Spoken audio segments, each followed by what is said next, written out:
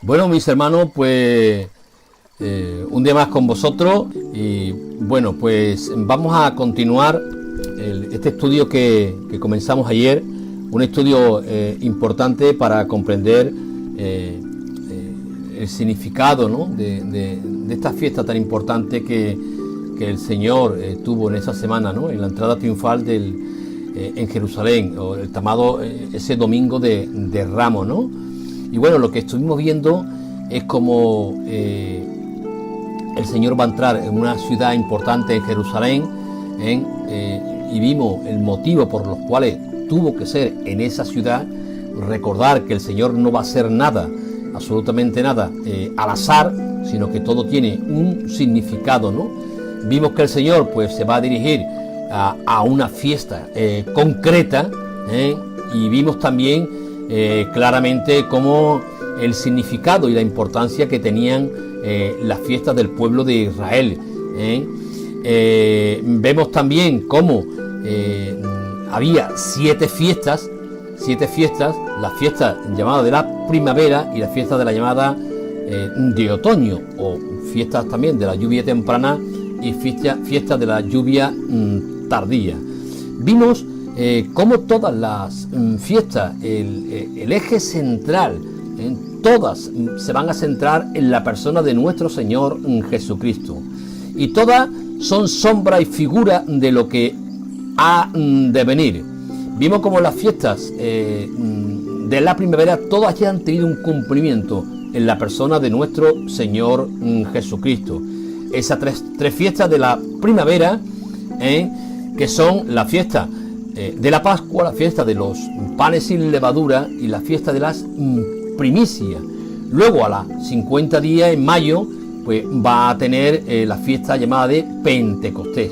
Todas estas fiestas se han cumplido, las tres primeras en la persona de nuestro Señor Jesucristo, y la siguiente de Pentecostés con la venida del Espíritu Santo. Las otras tres fiestas de otoño, la fiesta de las trompetas, la fiesta del día de la expiación y la fiesta de los tabernáculos, son fiestas proféticas que aún se han de cumplir. Y vimos también, mis hermanos, cómo estamos estudiando un libro con la cultura judía, en el cual tiene un calendario completamente distinto al nuestro, tiene un horario completamente distinto al nuestro, días completamente al nuestro. Y es importante que tengamos todos estos aspectos en cuenta a la hora de estudiar la palabra. Una fiesta muy importante. Me quiero centrar en este momento, ¿no?, en la fiesta de la Pascua. La fiesta de la Pascua, que la va a englobar prácticamente, que va a ser una semana. La fiesta de la Pascua, en definitiva, son prácticamente tres fiestas, las que he comentado, ¿no? La Pascua, el día 14, la fiesta de los panes sin levadura, el día 15, durante unos días, y pasado el primer día de reposo, la fiesta de las primicias. Hermanos, todas van a señalar, todas nos van a hablar de nuestro Señor Jesucristo, ¿no? Y vamos a centrarnos en esa fiesta de la Pascua, donde es llamada fiesta, llamada también fiesta de la peregrinación, donde, como veían, multitud de personas venían a Jerusalén, donde se hallaba el templo. Uno de los aspectos importantes que vimos también, mis hermanos, es que todas estas fiestas son fiestas del campo, son fiestas agrícolas, donde el Señor, a través de lo natural, nos va a hablar y nos va a enseñar que lo espiritual. Y esto vosotros pues lo podéis entender, ¿no? Muchas veces el Señor usa símbolos, usa imágenes. Cuando decimos que el Señor es nuestro pastor, no quiere decir que nosotros somos sus ovejas. Está hablando de una simbología. Bueno, pues lo mismo, ¿no? Son fiestas del campo donde Dios va a hablarle y enseñarle las verdades espirituales y las verdades proféticas que Dios le quería hablar y enseñar a su pueblo. La fiesta de la Pascua se va a celebrar el paso del invierno al verano, con dos símbolos importantes: el pan ácimo y un cordero, ¿no? El pan ácimo, que es el pan sin levadura. La levadura, y lo voy a repetir alguna que otra vez, la levadura significa o simboliza el pecado, pero el pan ácimo sin levadura, sin pecado, y el corderillo, ¿no? Ese cordero que va a simbolizar metafóricamente, todo esto va a simbolizar, como ahora vamos a ver, el final de lo viejo, del portador de la muerte y el comienzo de lo nuevo, a una nueva vida. Así como en este caso, que ahora veremos el pasaje importantísimo que nos va a hablar sobre la Pascua, sobre esta salida del pueblo de Israel, nos va a hablar, mis hermanos, del paso de la muerte a la vida, de la esclavitud a la libertad, recordando, como estoy comentando, la salida del pueblo de Israel de Egipto, que estaba bajo la opresión de Faraón, y Dios lo va a liberar por mano de Moisés. Y Dios le va a dar, lo va a proyectar a una nueva conquista, a una nueva vida, a una nueva expectativa, ¿no?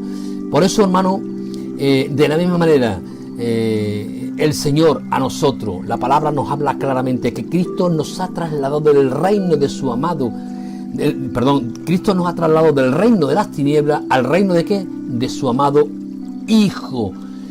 Dios nos ha liberado de la esclavitud de Faraón, de Satanás, de estar esclavizado a unos a una cosa y otros a otra.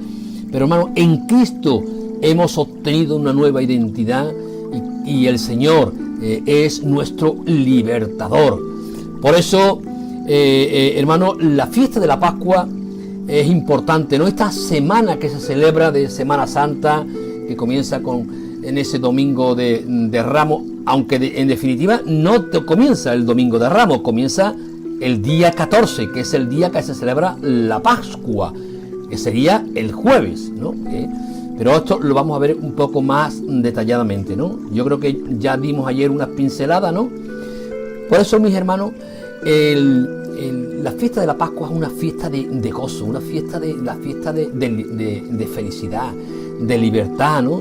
De agradecimiento al Señor porque Él había escogido a ese pueblo, ¿no? Lo había apartado y lo había santificado, dándole promesa. Y eso es lo que Dios, hermano, ha hecho contigo y ha hecho con mi vida, y es lo que Dios espera cuando nosotros celebramos simbólicamente, ¿no?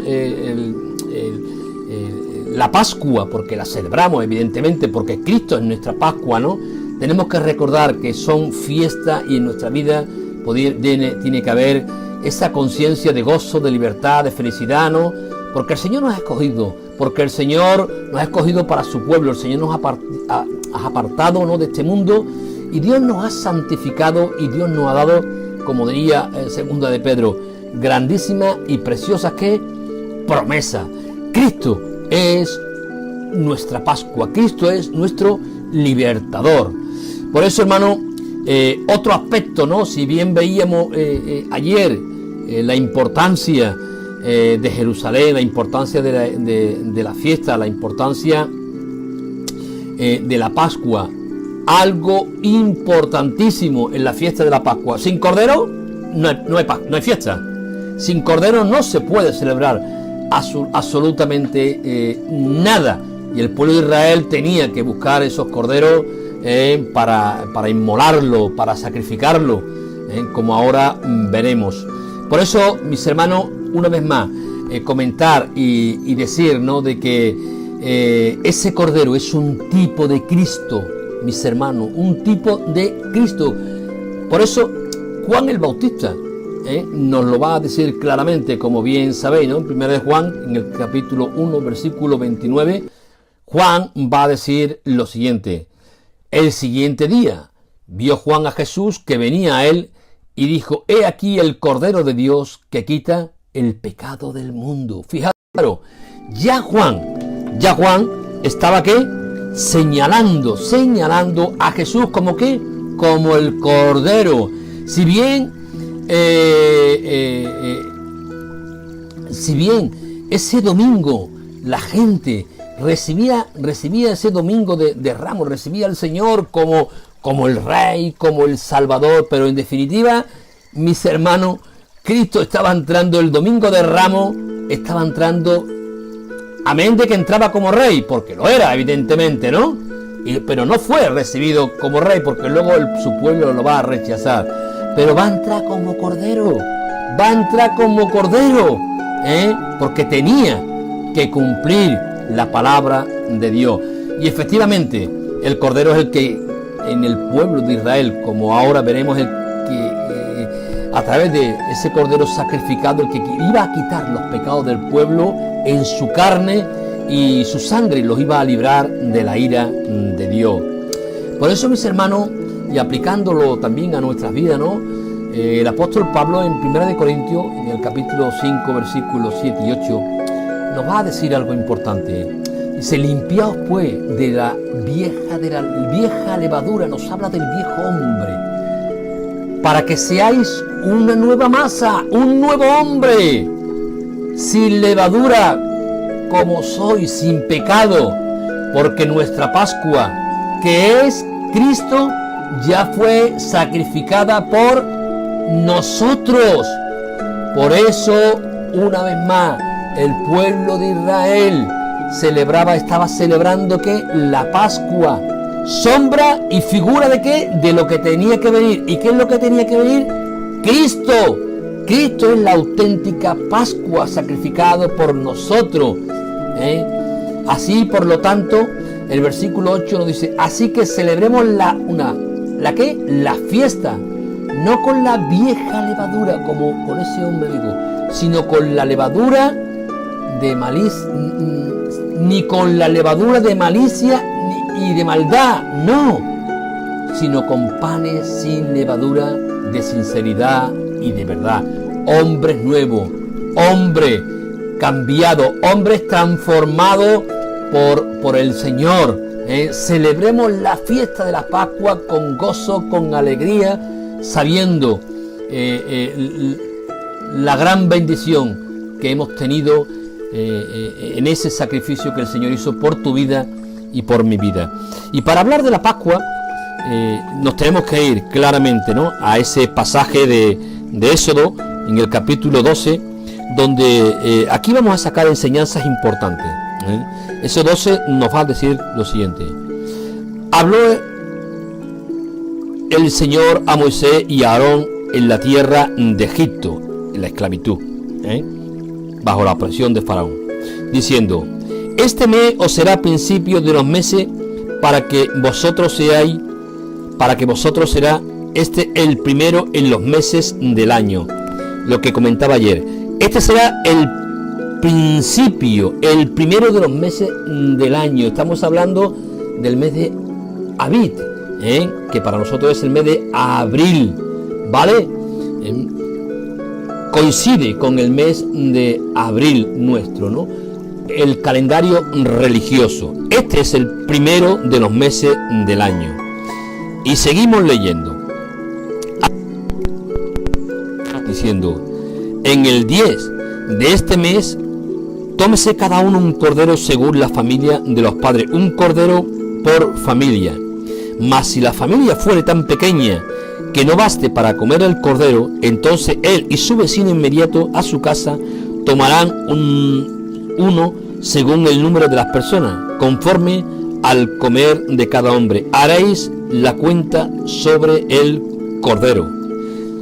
El animal, el cordero, será sin defecto, macho de 1 año. Lo tomaréis de las ovejas o de las cabras, y lo guardaréis hasta el día 14 de este mes, y lo inmolará, lo sacrificará toda la congregación del pueblo de Israel entre las 2 tardes. Mis hermanos, aquí comienza la Pascua, el día 14 entre las 2 tardes. Os vuelvo a recordar, el Señor murió, fue inmolado, sacrificado. ¿A qué hora? A las 3 de la tarde, hora novena. Hora novena, entre las 2 tardes, que serían las 3 de la tarde. Y fijaros, versículo 7: y tomará de la sangre y la pondrán en los dos postes y en el dintel de las casas en que lo han de comer. La importancia, ¿ahora de qué? Veíamos el sacrificio del cuerpo del cordero, que tenía que ser sacrificado. Y ahora con su sangre era el sacrificio, era el cuerpo del cordero sacrificado.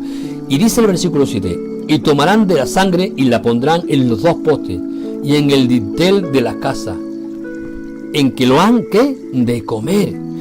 Y aquella noche comerán la carne asada al fuego, y panes sin levadura con hierbas amargas lo comerán.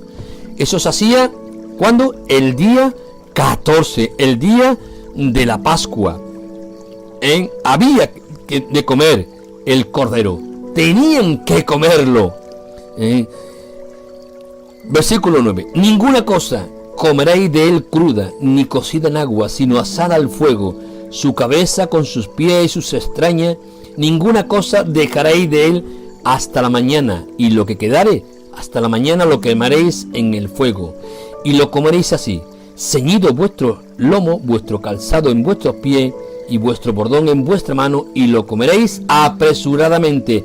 Es la Pascua del Señor, es la liberación del Señor, liberado de Faraón por ese sacrificio que hizo ese cordero, que es inmolado, que una vez más representa ¿el qué? Representa a nuestro Cristo bendito que fue inmolado. Y esa sangre que se iba a poner en los dinteles de las casas, como ahora vamos a ver lo que va a ocurrir con la sangre. Dice el versículo 12, pues yo pasaré aquella noche por la tierra de Egipto y heriré a todo primogénito en la tierra de Egipto, así de los hombres como de las bestias, y ejecutaré mi juicio en todos los dioses de Egipto, yo el Señor. Y la sangre os será por señal en las casas donde vosotros estáis. En las casas donde, en los dinteles de las casas donde se habían manchado de sangre, que dice la palabra,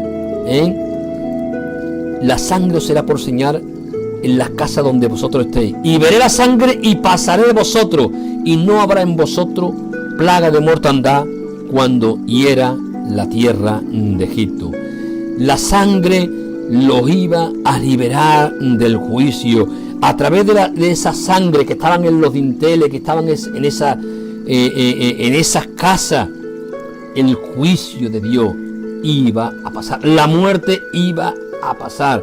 Por eso, mis hermanos, esas casas que en las cuales en los postes, en esos dinteles estaban puestas, ¿qué iba a ocurrir? Iban a ocurrir que iban a ser justificados del juicio de Dios.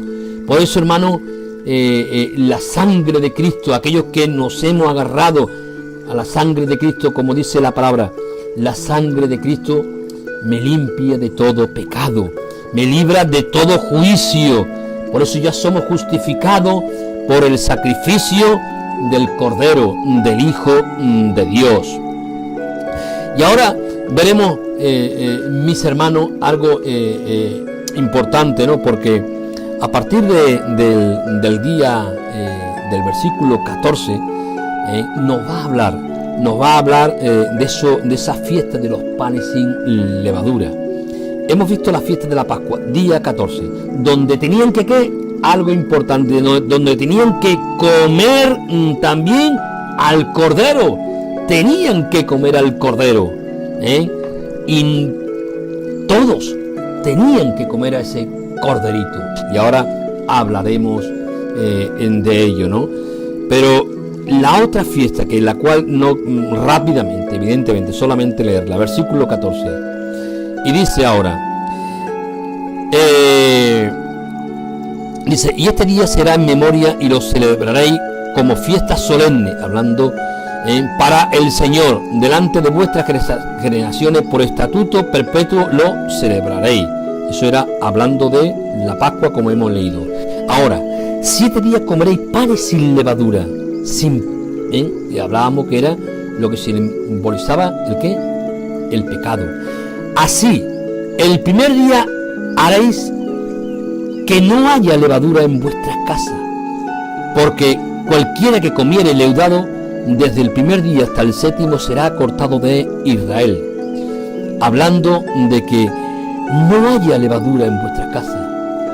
Los panes, la fiesta de los panes sin levadura nos habla de concienciarnos, de entrar en una vida de santificación, concienciarnos de que tenemos que apartarnos del pecado, que no tiene que haber esa levadura vieja, como leíamos antes en la palabra, levadura de malicia, de maldad. No tiene que haber eso en nuestra vida. Era tiempo de reflexión, tiempo en los cuales la palabra nos va a decir claramente, ¿no? Y dice, me quiero centrar en el versículo 17, dice, y guardáis la fiesta de los panes sin levadura, porque en este mismo día saqué vuestras huéspedes, vuestras vidas de la tierra de Egipto. Por tanto, guardaréis este mandamiento de vuestras generaciones por costumbre perpetua. En el mes primero comeréis los panes sin levadura, desde el día 14 del mes por la tarde hasta el día 21 del mes por la tarde. ¿Por qué? Y recordando qué, porque este mismo día os saqué vuestras vidas de qué, de la tierra de Egipto. O sea, el celebrar, mis hermanos, la Pascua es recordar de dónde el Señor ha sacado nuestras vidas. Recordar esa obra de liberación que el Señor ha hecho en la vida de cada uno de nosotros. Por eso, hermano, antes leía ese versículo 13 que nos decía, y la sangre os será por señal en las casas donde vosotros estéis, y veré la sangre y pasaré de vosotros, y no habrá en vosotros mortandad. Había que comer la carne, la sangre por señal. Por eso, hermano, tenemos que entender, ahora cuando el Señor, muchas veces tomamos el pan y el vino, el apóstol Pablo en 1 de Corintios, en el capítulo 11, versículo 23, nos va a recordar algo importante, diciendo, porque yo recibí del Señor lo que también os he enseñado, que el Señor Jesús, la noche que fue entregado, la noche de la Pascua, pues fue entregado, tomó pan, y habiendo dado gracias, lo partió y dijo, tomad, comed, esto es mi cuerpo, que por vosotros, ¿qué es? Partido, sacrificado. ¿Haced esto qué? En memoria de mí, que es lo que antes leíamos. Guardaréis este mandamiento por vuestras generaciones, por costumbre perpetua, que lo tuviésemos por memoria. Y el Señor está recordando eso. Tomad y comed, este es mi cuerpo, que por vosotros es partido. Ahora tenemos que comer. Comer es concienciarnos. Comer al Cordero es unirnos. Lo que el Señor le decía a su pueblo en Israel, aquella noche comerán la carne. Tenían que comer al Cordero. Comer al Cordero era estar completamente unido, concienciado de que esa obra me identifico con la muerte del Cordero. Tenemos que comer el Cordero, tenemos que identificarnos con la obra de Cristo. Y dice el versículo 25, asimismo tomó también la copa después de haber cenado, diciendo, esta copa es el nuevo pacto en mi sangre. Haced esto todas las veces que la bebiereis, ¿qué? En memoria de mí. ¿Qué estaba simbolizando esa sangre? Esa sangre simboliza esa sangre que fue, que el Señor nos decía que tomarán de la sangre y la pondrá ¿qué? En los pósteles y en el dintel de las casas en que lo han de comer, en aquellos que se han de concienciar con la obra del Cordero. Y todo eso había que hacerlo en memoria, en memoria. Por eso todo aquello que aconteció en el Éxodo, que el Señor decía que el pueblo de Israel lo iba a hacer por generaciones, va a tener su cumplimiento, ¿quién es? En la persona de Cristo. Cumplimiento profético exacto en esa fiesta de los panes sin levadura, ¿no? Por eso, mis hermanos, la importancia, ¿no? La importancia de la Pascua, como estamos viendo, ¿no? Hay algo importante que hemos leído, mis hermanos, y era hablando del Cordero. Fijaros que el Cordero era sacrificado el día 14, y Cristo fue sacrificado un jueves, aunque aquí yo tengo mi duda, pero no vamos a entrar a ello. El Señor fue sacrificado el día 14, que es lo que dice la palabra. Pero, mis hermanos, lo que hemos leído, leíamos antes que dice la palabra en el versículo 3 que estamos leyendo de Éxodo 12, dice: habla toda la congregación de Israel diciendo: en el día de este mes tomará cada uno a un cordero según las familias de la tierra. ¿Cuándo tenía que ser el cordero apartado? Iba a ser sacrificado el día 14, pero tenía que ser apartado, ¿qué? El día 10, apartado. Un cordero que, como nos va a decir también la palabra en el versículo 5, ¿un cordero cualquiera? No. Versículo 5: el animal será sin defecto, macho de 1 año, lo tomaréis de las ovejas o de las cabras, y lo guardaréis hasta el día 14. O sea, vemos que el día 10 había que coger a ese cordero, apartarlo durante esos 4 días, y no podía tener defecto. No podía tener ningún defecto. Y eso también, ¿para qué? Para que fuese puro, perfecto.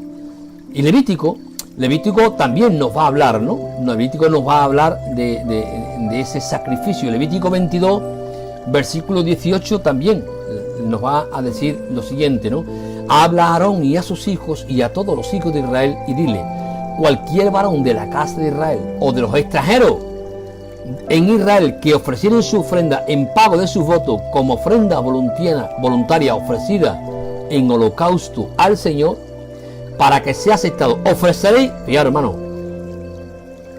un cordero macho, sin defecto, de entre ganado vacuno, de entre los corderos o de entre las cabras, ninguna cosa en que haya defecto ofreceréis, porque no será acepto a vosotros. Asimismo, cuando alguno ofreciere sacrificio en ofrenda de paz al Señor para cumplir un voto, o como ofrenda voluntaria, sea de vaca o de oveja, para que sea aceptado, ¿será qué? Sin defecto. No podía ser ciego, ni perniquebrado, mutilado, ni verrugoso, ni sarnoso, ni roñoso. No ofreceréis esto al Señor, ni de ellos pondréis ofrenda encendida sobre el altar del Señor. Buey o carnero que tenga más o de menos podréis ofrecer por ofrenda voluntaria, pero en pago de voto no será acepto. No ofreceréis al Señor animal con testículos heridos, o magullado, o rajado, o cortado, ni en vuestra tierra lo ofreceréis. ¿Qué vemos, mi hermano? Que no podía tener ningún defecto, tenía que ser perfecto, no podía tener absolutamente nada, completamente sano, completamente puro, por decirlo de una manera, sin defecto. Y por eso el día 10 lo van a apartar y lo van a estar durante 4 días examinando si ese cordero era acepto para ofrecerlo en sacrificio, para inmolarlo y para luego poder comerlo en las casas. Hermano, el cordero, como he dicho, se sacrificaba el día 14, entre las 2 tardes. ¿Qué día había que coger el cordero y examinarlo? El día 10. Hermanos, si el Señor entró el día 14, si el día 14 el Señor fue sacrificado, el Señor entra en Jerusalén el día 10. Por eso el Señor entra ese domingo de Ramos como un cordero, para que durante 4 días va a ser examinado, va a ser probado si había alguna falta, si había algo en el cual podemos decir no, este no es acepto, no está preparado para ser el Cordero perfecto. Por eso el Señor va a ser examinado.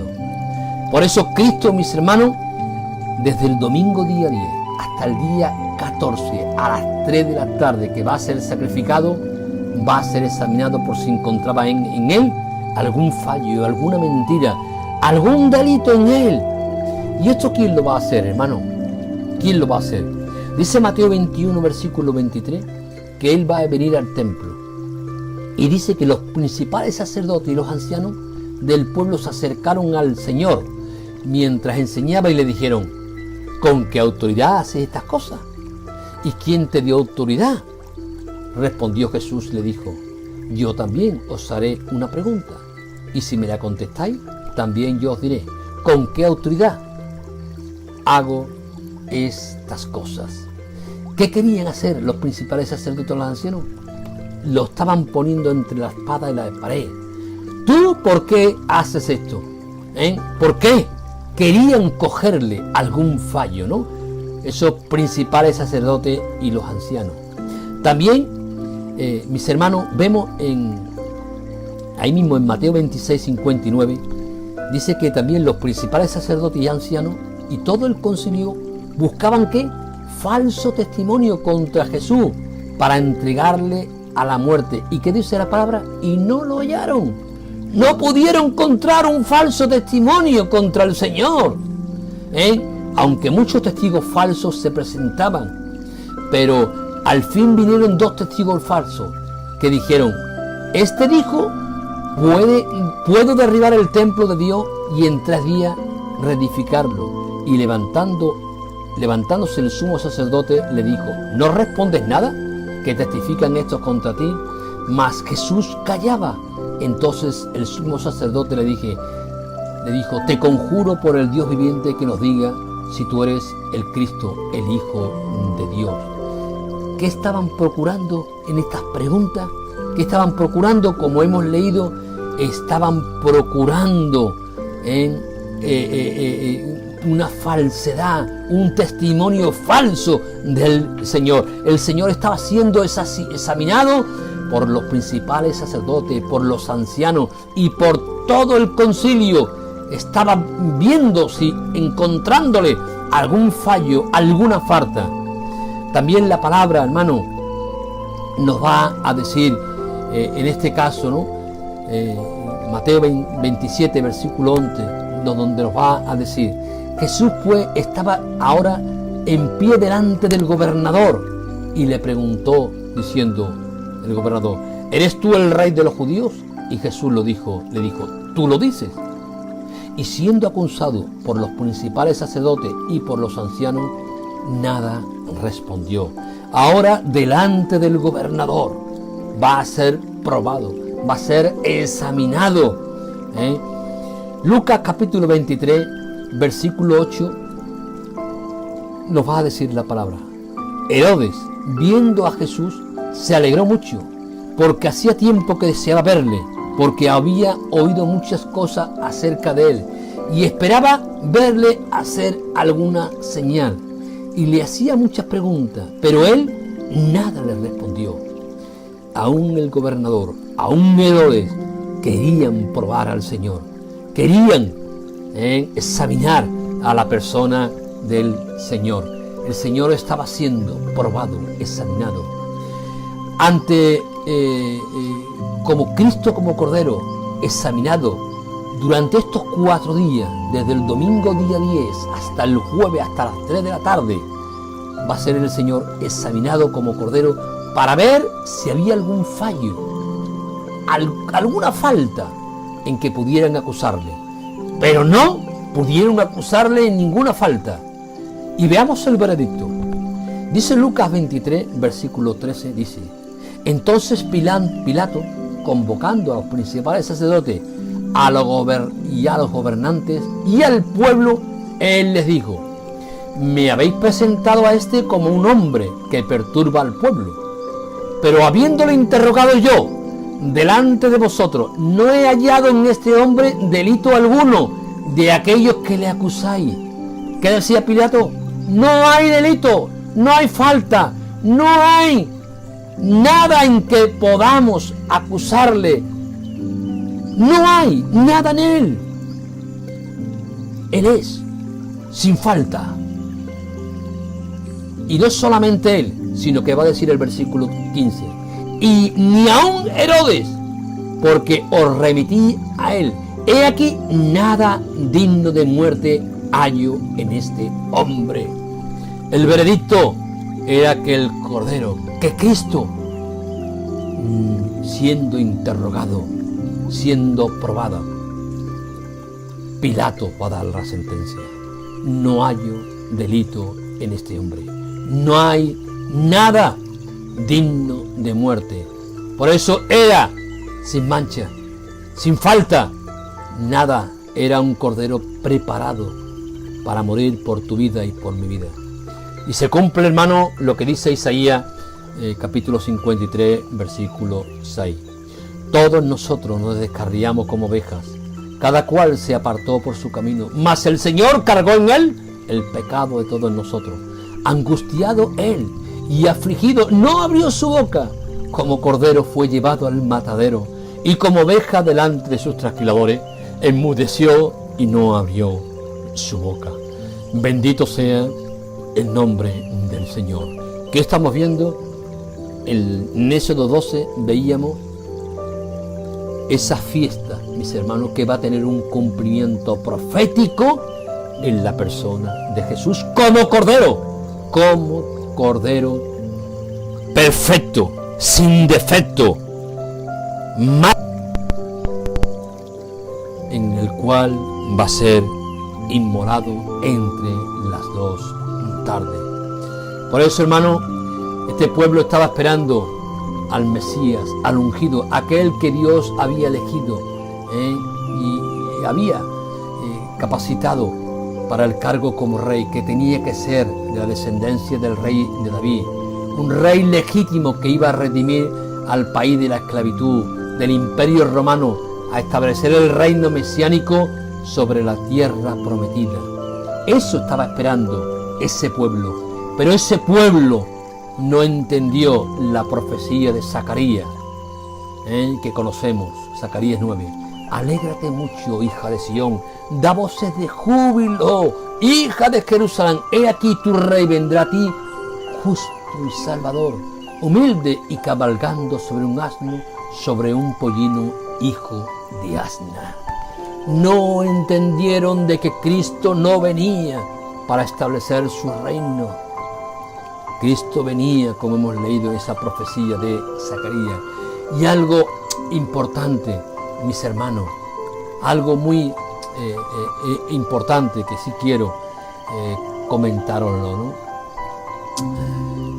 Hemos leído, mis hermanos, que cuando el Señor entra en Jerusalén, una de las cosas que el Señor en ese domingo día 10, domingo de Ramos, el Señor cuando entra, o antes de entrar, el Señor va a decir, Lucas 19:35 va a decir lo siguiente: y trajeron a Jesús, y habiendo echado sus mantos sobre el pollino, subieron a Jesús encima, en un pollino, como leíamos antes en Zacarías, y cabalgando sobre un asno, sobre un pollino hijo de asna. Por eso el Señor va a cabalgar ¿sobre qué? Sobre el pollino, que estaba atado. El pollino estaba atado. Y va a decir el Señor de que le trajesen el pollino que estaba atado. Y va a decir el Señor lo siguiente: y a la aldea de enfrente, y al entrar en ella hallaréis un pollino atado, en el cual ningún hombre ha montado jamás. Desatadlo y traedlo. Y si alguien os preguntare, ¿por qué lo desatáis?, le responderéis así: porque el Señor lo necesita. fueron los que habían sido enviados y hallaron como le dijo. Y cuando desataron el pollino, su dueño le dijeron: ¿por qué desatáis el pollino? Ellos dijeron: porque el Señor lo necesita. En primer lugar, hermano, los reyes y profetas entraban en las ciudades montados en un asno. Eso vaya por delante antiguamente, ¿no? Y segundo, había algo más que se hacía en la fiesta de la Pascua, ¿no? Y quiero que en esa fiesta de la Pascua, para que veamos el motivo importante, aunque hemos leído algo que vino montado en un pollino, porque Zacarías 9:9 lo decía, pero quiero que entendáis por qué el Señor con esa autoridad va a pedir el pollino, va a decir: desatarlo, que yo lo voy a liberar, que yo lo necesito. Dice Zacarías, Éxodo 34, versículo 18: la fiesta de los panes sin levadura guardará, 7 días comerá pan sin levadura, según te he mandado, en el tiempo señalado de Abib, porque en el mes de Abib salisteis de Egipto. Esto ya lo conocemos. Y fijaros lo que va a decir ahora, mis hermanos: todo primer nacido mío es, y de tu ganado todo primogénito de vaca o de oveja que sea macho, mío es. O sea, todo primer nacido de tu ganado, primogénito de vaca o de oveja, mío es. Ese pollino que el Señor va a solicitar, que estaba atado, ¿a quién le pertenece? ¿Le pertenecía a ese hombre que tenía al pollino atado? No. Ese hombre que estaba en esa aldea sabía que el pollino no le pertenecía a él, porque era el primogénito de un asno, y estaba atado. Por eso el Señor lo va a decir: me pertenece. Decirle que no le pertenece a él, me pertenece a mí. Todo primer nacido mío es.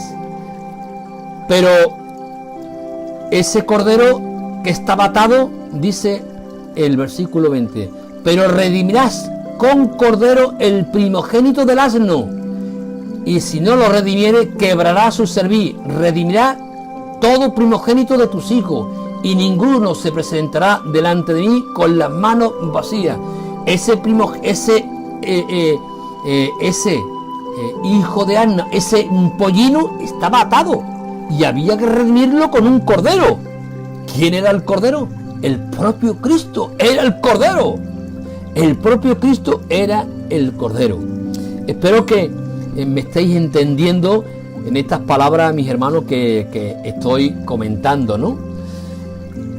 Vemos ese pollino que es del Señor y que Dios dice: decirle a la aldea de enfrente que me dé ese pollino, porque el Señor lo necesita.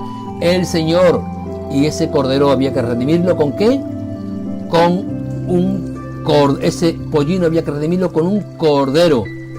El cordero era Cristo, el cordero que estaba atado, y ese corderito, ese pollino que estaba atado, iba a ser liberado, redimido por el cordero.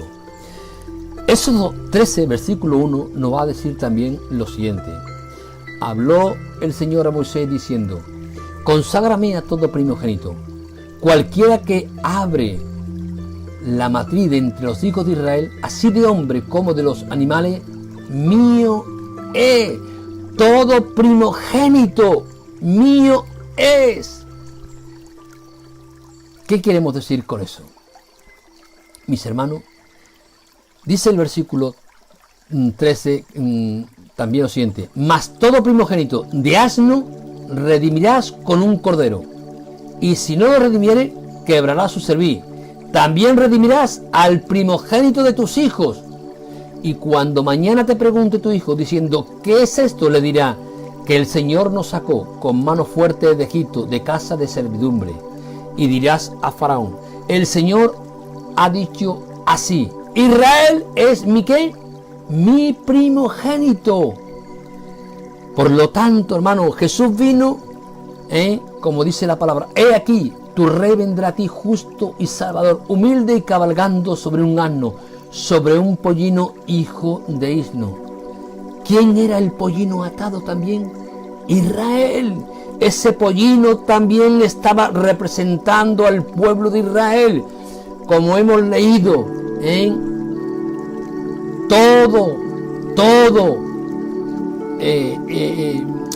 perdón, no quiero que dice el versículo 32: conságrame todo primogénito de entre los hijos de Israel, así de hombre como de los animales, mío es. Y el Señor le estaba diciendo a Faraón: Jehová ha dicho, Israel es mi primogénito. El Señor venía a redimir ¿qué? A su pueblo, a Israel. Por eso el Señor le estaba diciendo a su pueblo: alégrate mucho, alégrate, alégrate. Israel, igual que nosotros, hermanos, tenemos que alegrarnos como el Señor nos ha liberado. Cristo vino para redimir a su primogénito, a Israel, a su pueblo. Venía a desatarlo del pecado, venía a redimirlo, a comprarlo. ¿Para qué? Para que le sirvieran. ¿Por qué? Porque a él le pertenecía. Ese era el día de su redención como primogénito, pero Israel, su pueblo, no conoció el día de su visitación. Espero, mis hermanos, que este aspecto también importante lo hayáis entendido, como el Señor entra el día 10 como ese cordero montado en ese pollino, mis hermanos, ese pollino que, como estoy comentando, hermanos, le pertenecía al Señor. Por eso, con esa autoridad lo va a decir. ¿Por qué? Porque le pertenecía al Señor el asnillo. Y también, como hemos leído, venía a redimir con cordero ¿qué? A su primogénito. ¿Y quién era el primogénito? Israel, su pueblo. Y de igual manera, hermano, el Señor ha venido a redimir nuestras vidas. Pues hasta aquí, mis hermanos, la palabra del Señor. Yo creo que entiendo que es un estudio denso, importante, que hay que rumiarlo, como decía ayer, pero centrarnos, hermanos, lo que he dicho, en esa fiesta de la Pascua.